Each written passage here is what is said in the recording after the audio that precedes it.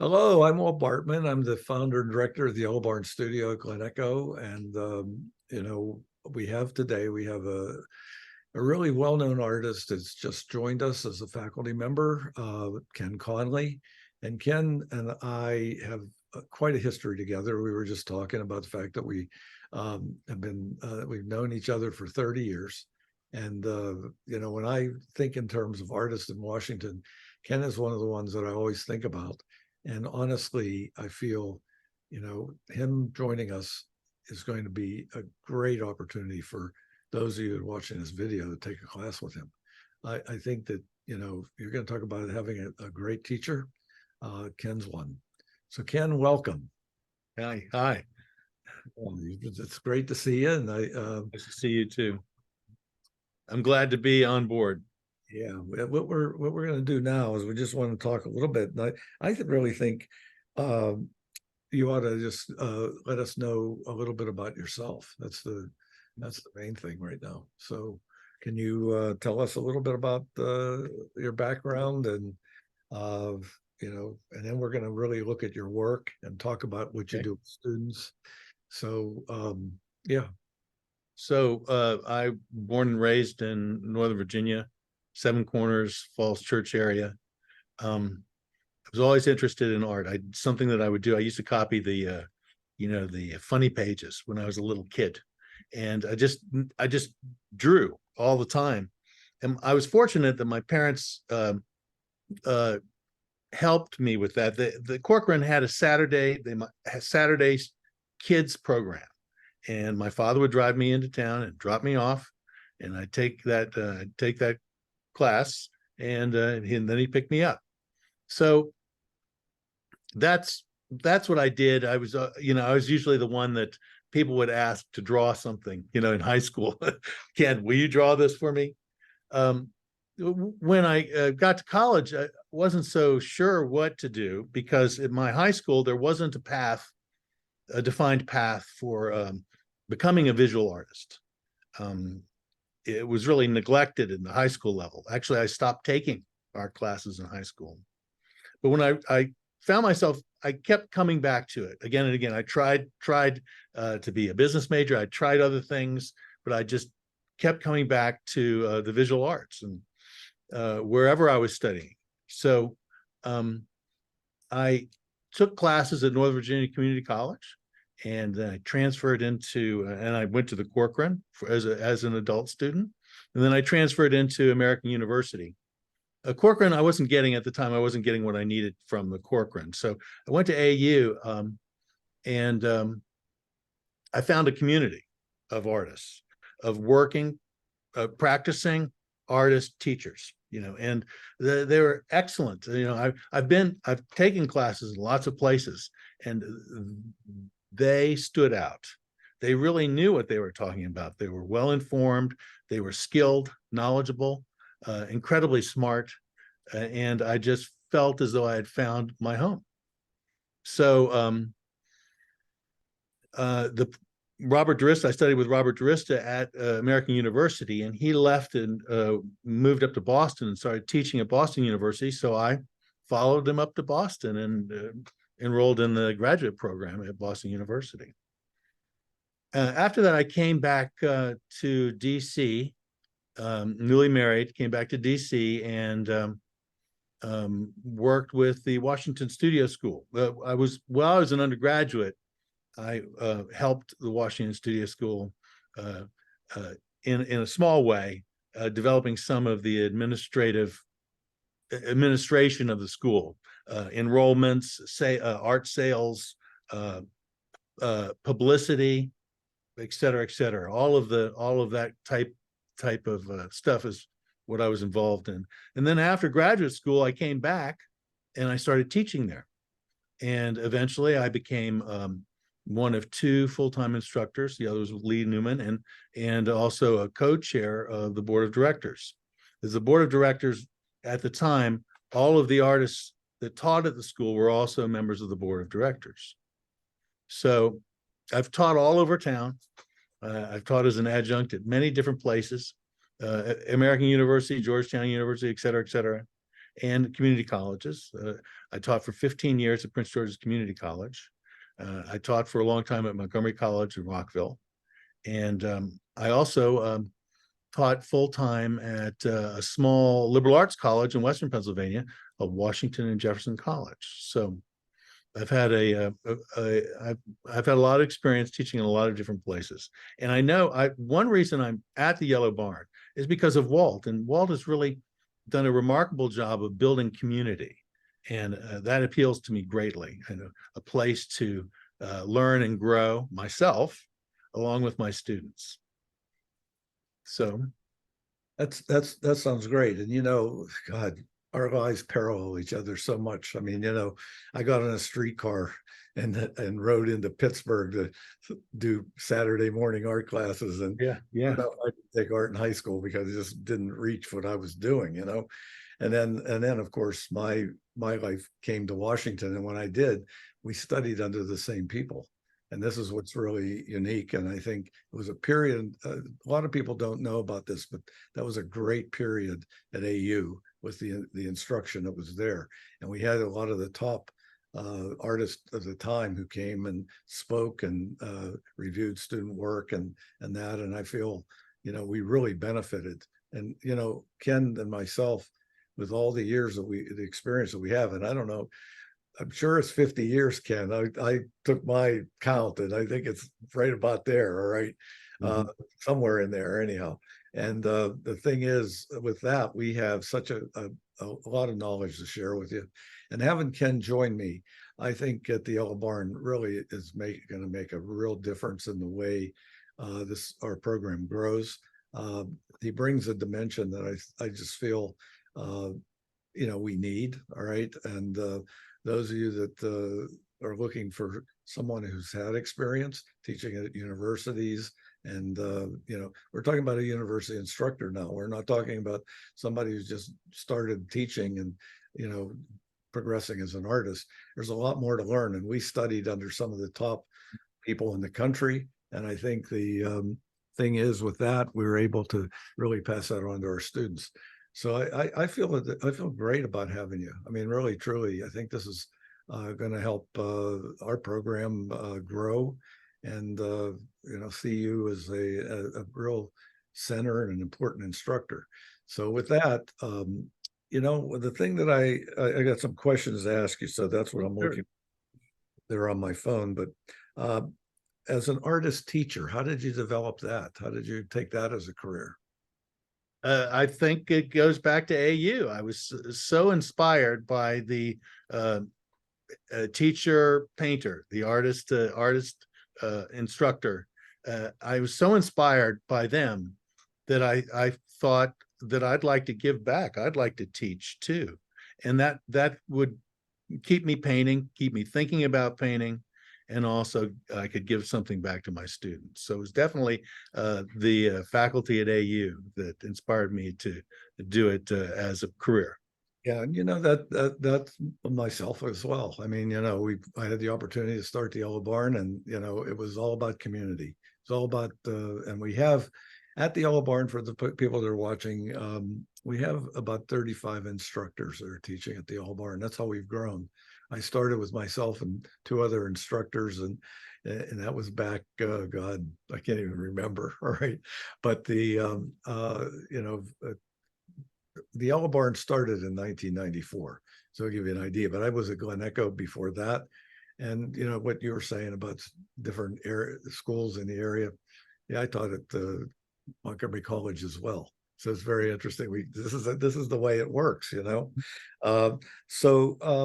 this is the next thing we're going to do is we're going to just kind of share the screen, because I think that the most important thing here now is for you to get to know who Ken is, and you're going to get to know who Ken is by his work.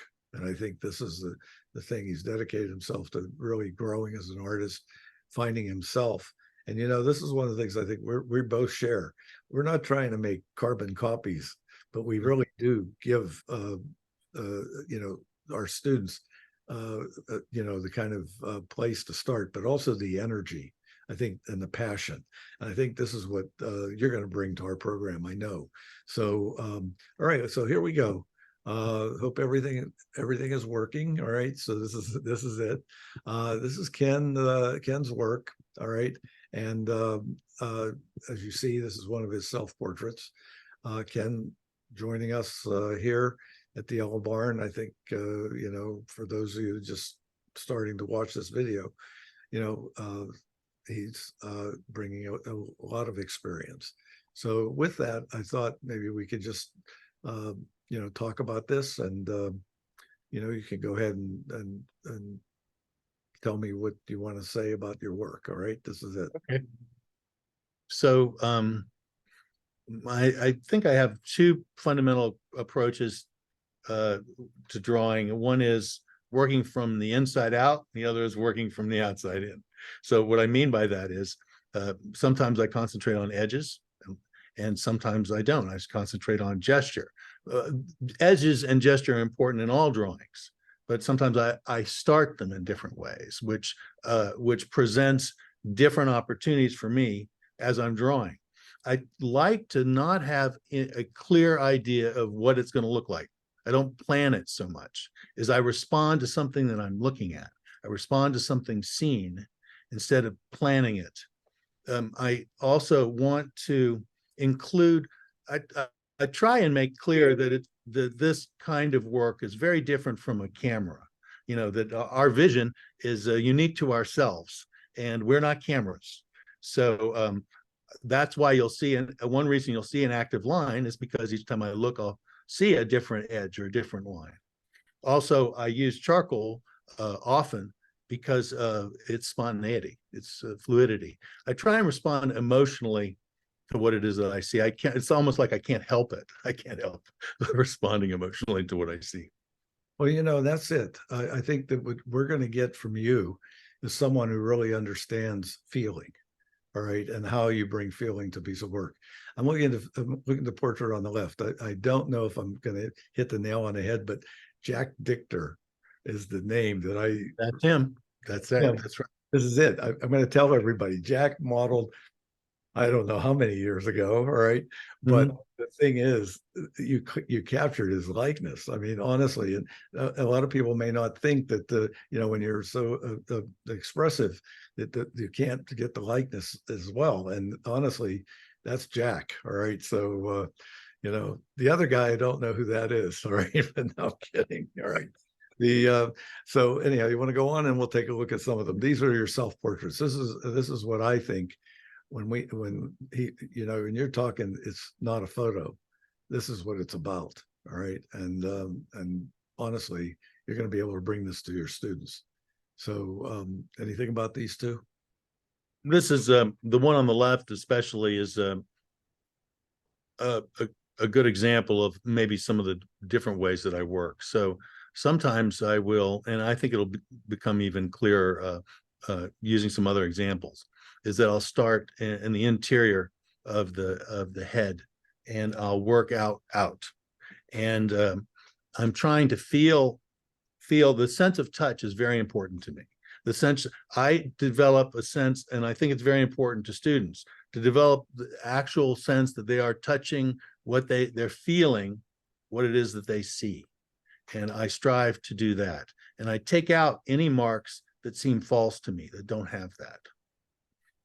Yeah, and I think, when we look at what's fascinating about this is it's not about that outside edge, really. You get the feeling that, there's such a dimension in the interior of, the portrait. And I just think that you create that dimension too. You create that depth, which I think, and then just the movement of your line work. I mean, that's one of the things that I think not only are you feeling it, but you're really interpreting the way your mind works.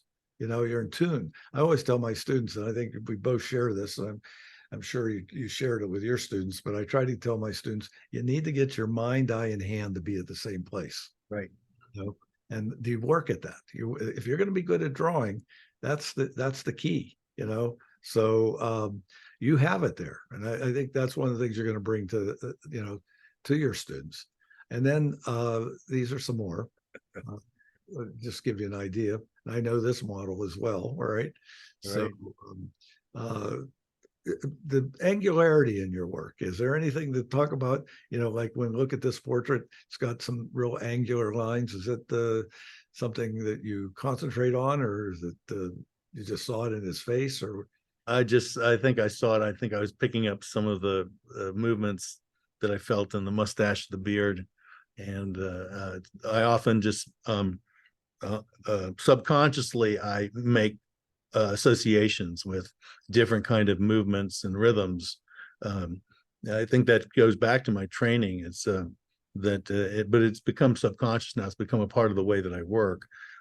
Looking for and finding rhythms, and looking for and finding movement through the entire drawing is very important, I think. who are your favorite portrait painters? Well, it's I don't know. It's a mixed bag. I admire technical skill. So someone like Sargent would be a remarkable example of that.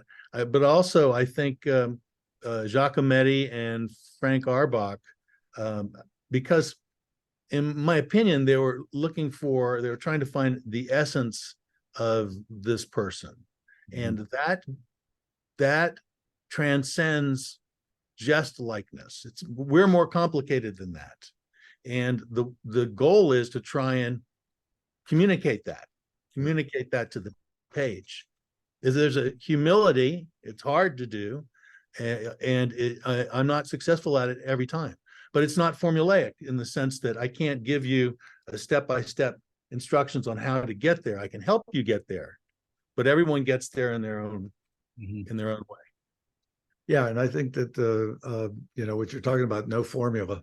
This is one of the most important things you need to teach students. If you're painting, if everything kind of looks the same over and over again, you're not really seeing more. And I think that this is one of the keys too. But the energy in your work is the other thing that I really feel. And the likeness, you're really close to the likeness. And I think that when we talk in that respect, being as quick. These are quick pieces, aren't they? Or do you find yourself working on them? Do you do a lot of racing? What do you find yourself doing? I try and work as fast as I can, because it's like controlling the volume on a piece of music you're listening to. I want to be able to have loud passages and quiet passages. I want to be able to, if I'm feeling a strong emotion, I communicate that. If I'm feeling a quieter sense from my relationship with the model, looking at the model, then I'll use a different kind of mark. And then these are a little different. They're more, skillful from the standpoint of description. All right. The other ones are much more emotional when I look at those portraits. But this is another interesting piece. How did you come about doing this body of work? We're going to be looking at these different series that you've worked on. This is done during COVID. So I was at home and I was teaching from home, and I wanted to set up something complicated, and using some of the stuff that I might use in a still life at the college that I have here at home. And I wanted it to, the way that I started this is and this is it's a bit like the way if Neil Welliver's approach to painting, which is insane in my opinion, and it's a little bit, it's so hard to do, it's really exhausting, but I can get some good work working this way. I'll start with one point, usually in the center, and I'll work my way out slowly. In this sense, that's why it's a little bit less emotional, until I don't move forward until all of the relationships are set. So that's why there's no erasure. I didn't erase anything here. It's just I work my way out from the center, and that's how I weave the composition into the rectangle that way. I can decide which way to go in order to develop. So I'm trying to keep the drawing balanced at all times. So if you looked at it in its early state, it would probably not be recognizable as an object. Right. And I think that's one of the things too. You can see the bones underneath this, which is very much like the portrait, because you can see where you've orchestrated how you want us to look at it. And there are passages that we read really abstractly, and then the other passages very representationally. So it's a really felt piece. This is one of the other things, folks. Looking at Ken's work, you're going to say this artist is able to bring feeling to the work. And I think this is the key. He's going to be able to teach you this kind of thing, which I think is real important for every one of you. So, and then of course, this one. This is a larger drawing than the last one. I approach it the same way. And I was just looking for things around the house. I've got photographs of my children. I've got a skull, because all artists have to have a skull. I've got masks. So I suppose there is some obvious symbolism here, but I was really looking to use more personal items in this particular setup. So I think that it really has something to do with identity and relationships, right? So the drawings, like of the photographs, for example, I pick and choose. I always pick and choose. I mean, drawing is all about the choices we make, and I'm not trying to put everything in. I'm trying to select what I think that the drawing needs. So there's a Morandi postcard on the mirror at the top. There's and some other postcards on the mirror, and again, the mask that's a Balinese mask that I happen to have here. It's a large snake. It's a snake mask. No, so, and also a Halloween mask on its side, and then of course the nose and the glasses. Yeah, and when we look at contemporary work, I mean, we have Giorgio de Chirico, and we have Joseph Cornell. I mean, they all put these kinds of images together, and I think you get that feeling from the piece. And then we're going to go on to the next piece, which is probably, of all the pieces, the most refined piece that you have in your body of work. And this is a photograph that I took, actually. So the idea here is to distort the photograph. So I would fold and manipulate. I'd print it out and manipulate it.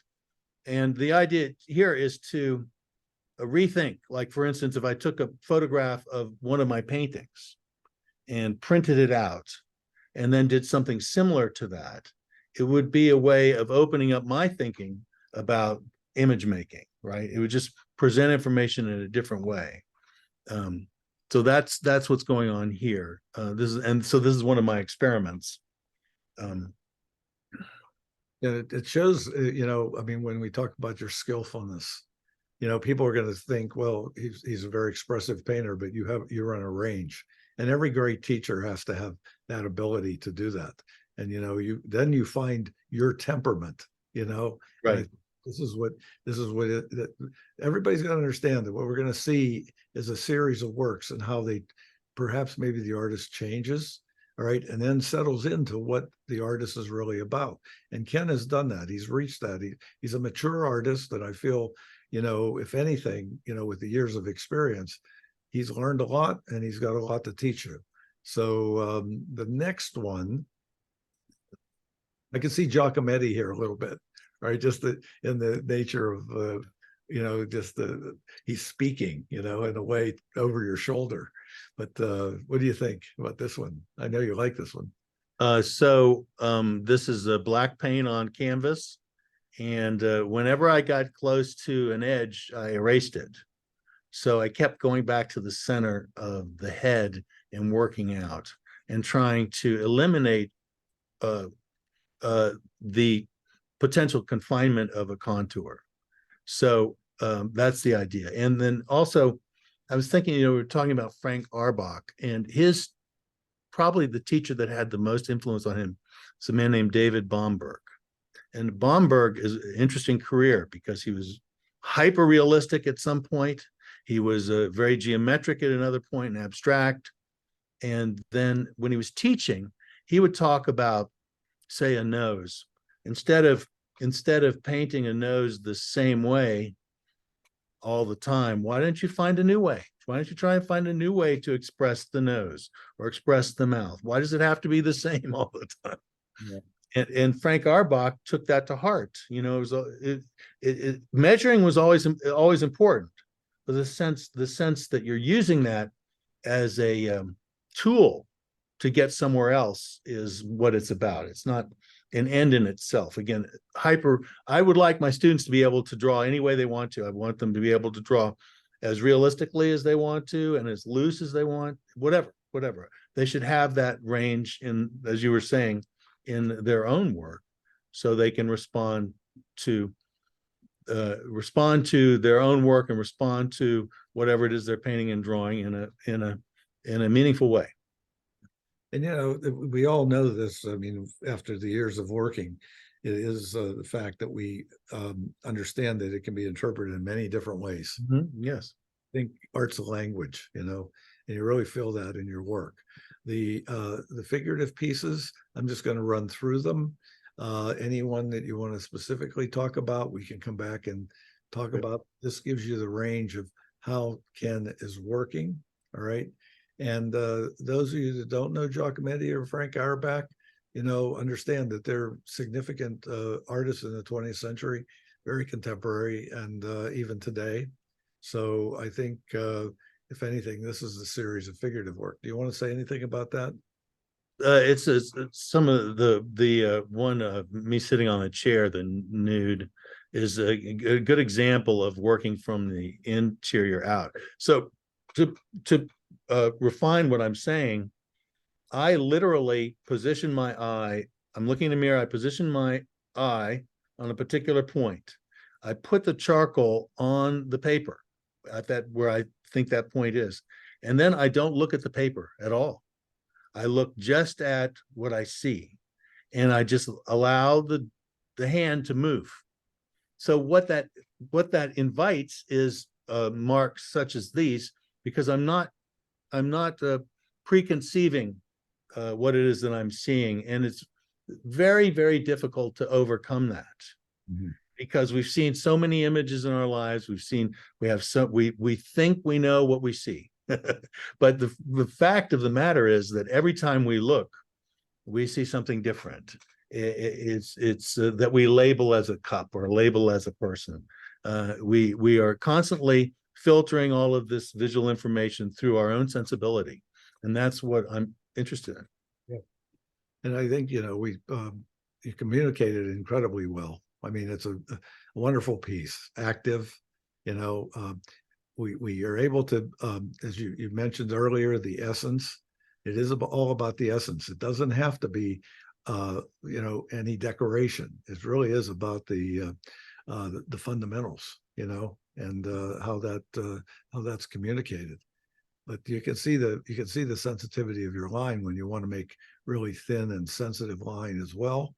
And I think, so this is it, folks. I mean, you're going to be able to take a lot of what Ken's teaching and put it into your own work. All right. And especially we're talking, beginning students need to understand that Ken will work closely with you as well. In a way, we're going to see student work here in a while, but the more advanced students, I mean, a lot of people are looking for growth in their work, and Ken will be able to help you get that. So anything about this particular piece, because this is one of the paintings? It's a painting. It's I think this is might be acrylic. I'm not sure. But a lot of scraping. I'm working back into it with a palette knife, like in the head, for instance, and pulling out, flattening some areas, and so I'm playing around with this kind of the plasticity of space, right?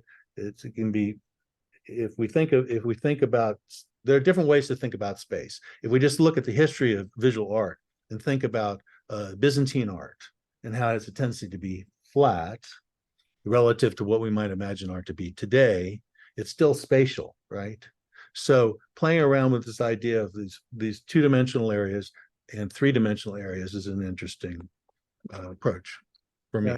You have a real cubist kind of feel here, very planular. It's a strong element. But everything, when you look at Ken's work, you're going to realize that everything is in relationship to each other. It's not like it's just one area that's distinct from another. It's really that they actually are married to each other. And I think that that's what makes the work. Now, this is a interesting one, because it's sort of, if you were to say, did you capture the, I would say, the age of us, all right? We're both in this stage of aging, all right? And yeah, I think you carried this one in an interesting way, all right? What do you think about if you have anything to say, It's like the naked light bulb effect. There is something right over my head shining down on my white hair, which I still like to think is blonde, but that was when I was a kid. and I'm searching. If you look at the background, for example, think about how many different times I painted that over and over and over and over again. And it was for multiple reasons. One is that the color is complicated, and it's a white.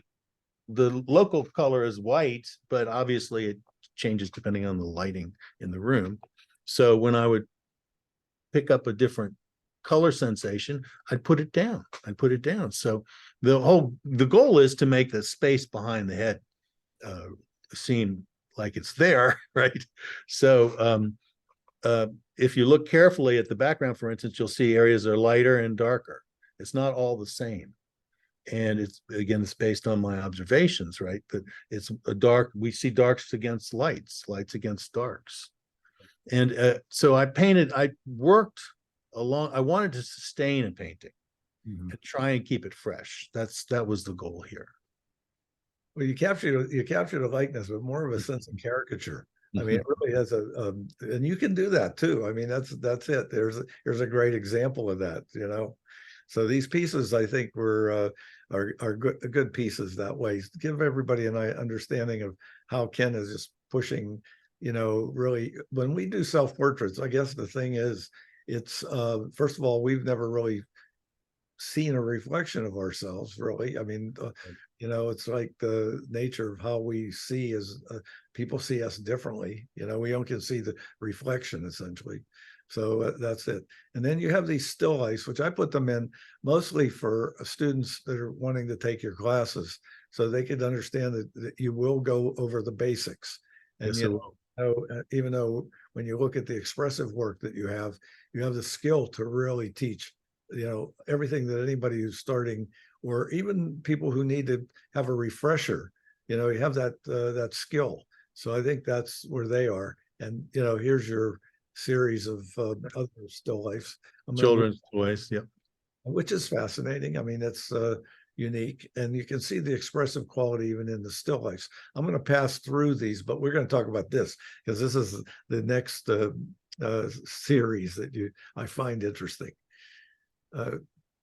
So this is I'm not sure. It's like for a while there, with the cardinal. The cardinal, I was driving down the road, and out of the corner of my eye, I saw this cardinal, and it was chasing. I could even see the grasshopper it was chasing in the air. It caught it in its beak and hit the side of my car. And I pulled over, and the bird was dead. And it was just so beautiful. I mean, I wanted to, so I took the bird home and I painted the bird, and I would keep it in the freezer. And, I know that might seem weird to some of you, but if you want to, I didn't want to waste the bird. I didn't want to just bury the bird or throw the bird away. It was a beautiful colors. And in the painting of the cardinal, you can see there's still the grasshopper still in its beak. It grabbed the grasshopper just as it hit the side of the car, unfortunately. So this is a way I think of kind of paying tribute to the life of that cardinal. Oh, grasshopper. Yeah. To go back with this, and this is something that I think we both agree on, you really want to draw it first, so Right. that you really understand it and how you see it. Mhm. then go into the painting, because you bring that awareness and knowledge that you've experienced in the drawing into the painting, and The different kind of feathers, the different kind of yeah. movements that you see. And I have a cardinal in my freezer, just so you know. And it was a dead one on the side of the road. So everybody, uh, all I can tell you is, this is what's so much fun talking to Ken, because we really are on the same wavelength. All right. Uh, so you can see his expressive quality. Why didn't you go after the descriptive properties of the cardinal? Why did you go after the expressive quality? In other words, I think it was it had something to do with the death of the cardinal. I think it had something to do with um, there's a stillness and a beauty to the bird, to the dead bird, and I wanted to capture that as quickly as possible. So I wasn't so much interested in anatomy as I was interested in getting that emotion and the colors that I saw out. yeah. And so then, of course, you do these sketches. But here's another one that's kind of interesting: the sandwich.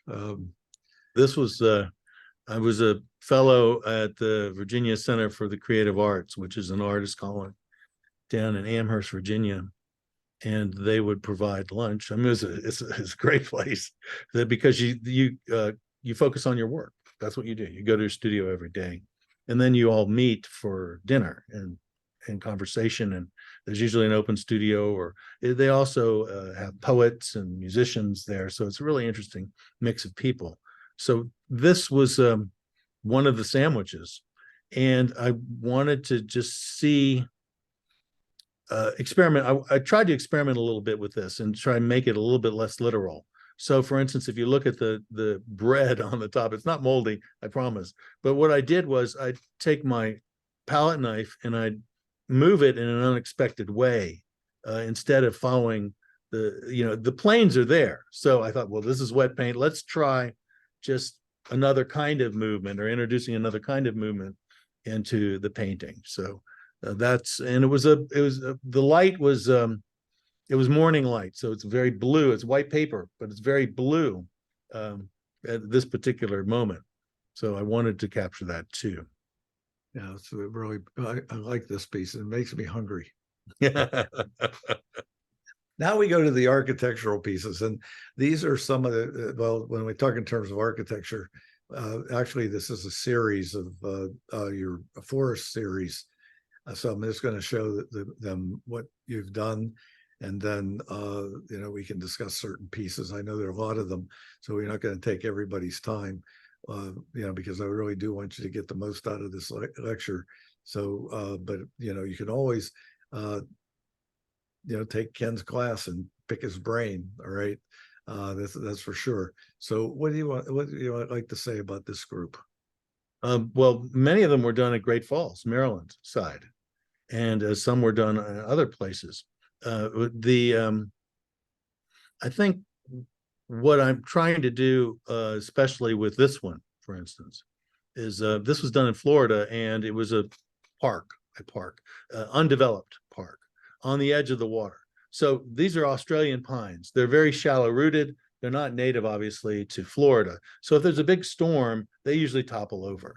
So these had just toppled over due to erosion of the beach and wind into the water. And they since it was an undeveloped park, they'd leave them there. So I was fascinated by those trees and all of this clutter, and trying to get a sense of space through these trees, and also to try and characterize the complexity of a root system. And these are driftwood. So this one is a driftwood. This one is a broken pine trees that I stumbled upon in the middle of a forest, and they were it had stormed the night before, so the pines are very orange when they're newly broken like this, newly fallen. So This one reminds me a lot of Frank Auerbach in a lot of ways, just the nature of the way my eye reads this, reads it. And I think, one of the things, just to talk, open up the the discussion on abstraction, because I think you really are, that's an important part of your work. So this has to do with all paintings, whether they're representational or not, function on an abstract level. So and the let's see, a famous painter, I can't think of his name. He said the success of an abstract painting has something to do with suggesting something real to the viewer, and the suggestion and something that's, say, realistic. It's about suggesting something abstract to the viewer. So in this case, starting with short strokes and starting with, say, the orange, and building the composition around that, and not trying to just building the rhythms with those strokes, and contrasting the rhythms of the fallen trees with the verticals of the trees that are in the background. And then it's winter, so you can see through the trees, and you can see these are mountains actually in the distance. Because I painted this in Amherst. But the whole idea too is to point of view. I think that's important in most of my work. What's the point of view? What's your what, in other words, what's in this case, I'm starting with what's closest to me. I'm defining that, and then moving back through the space to a position that's in the distance. So it really shows multiple viewpoints, in the sense that I'm looking down, I'm looking across, I'm looking up at the same time. Yeah, this piece has so much emotion in it too. And then of course this one and this one. So everybody gets an idea of what Ken's work is like, but you can see the sensitivity to even the design has a certain abstract quality about it. One of the things you're seeing about Ken's work is one of a kind. This is one of the things that's important about really understanding artists, and that is that their work speaks of them. And you can see his sensitivity, but you can also see the kind of stylistic qualities that make his work unique and personal. And I think that that's what we have. And then, of course, there's that one that I said was like a Frank Auerbach. There, the architecture as well. You do, so you're not only are dealing with the natural form, but you're dealing with man-made objects. And is there any difference? Do you want to talk about any of these, especially this car series, which I think really fascinates me?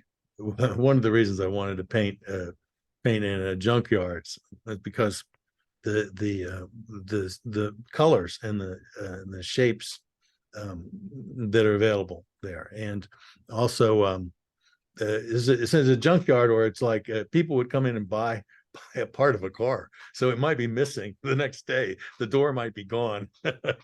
So I'd have to decide whether to change it or keep it. But that's this has also those different points of view in it. You can see this junk that's in the bottom of the painting is really, I'm looking down, and then I'm looking across and up to the distant spaces, and just the challenge of trying to make sense of it all. Constantly challenging myself. I tell my students to do the same. Paint things that you don't know how to paint. Don't paint the same thing the same way. Try something new. Try something challenging to yourself. And I think that, when I look at your body of work, I mean, you see the range of your subjects, you see the nature of what it is to, for everybody here to understand what painting is about. All right. I think Ken has, certainly with the years of experience, has really immersed himself in understanding that and communicating in his own personal way, which I feel, truly, I'm impressed with all your work. And I think, if, when the students that do study with you, I'm sure you're going to guide them along a path that's going to get them to where they want to go. And that's where we go into the student work. All right.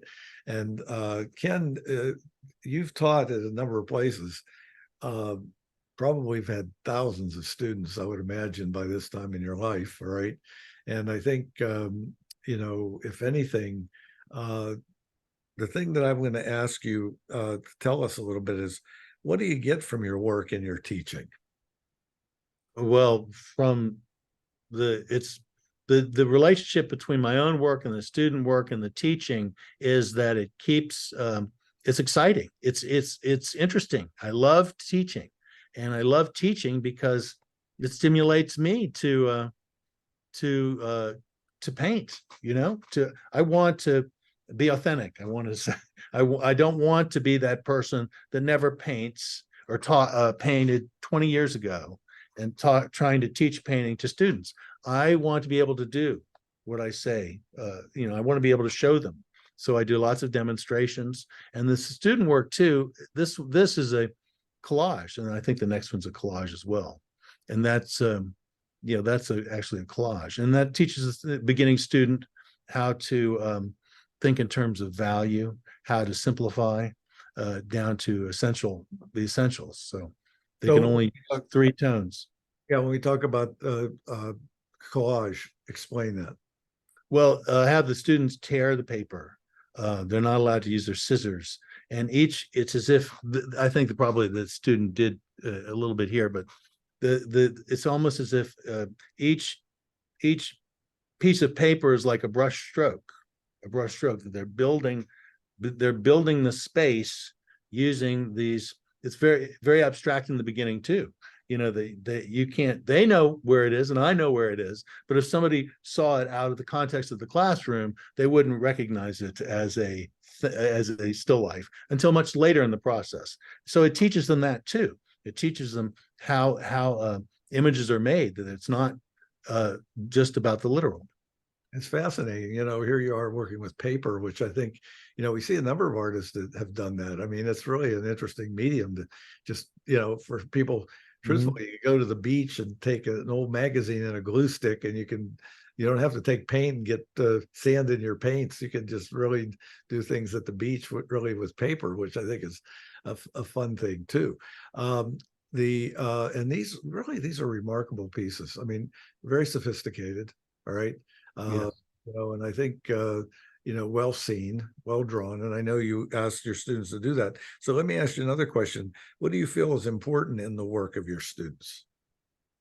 Well, I think for them to be able to learn the fundamentals of their art form and to use that learn to use that in a personal way. So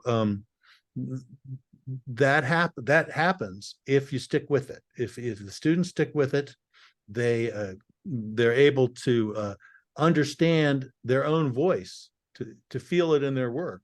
And I think that's the goal. The goal is for them to be able it's like learning how to music. It's the difference between learning how to play something that someone else has written and composing your own piece of music. Wow. Yeah. And I think that, of course, we both share this kind of understanding. I mean, this is one of the things that we were schooled with. I mean, everybody's got to understand, we studied under, both Ken and myself studied under some really fantastic people. We share teachers. All right.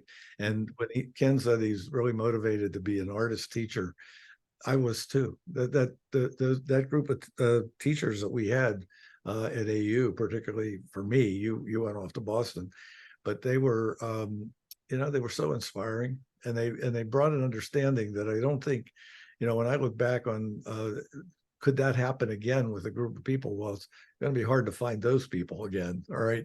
So I think that this is one of the things that we both have benefited from, and we really want to bring that to you all.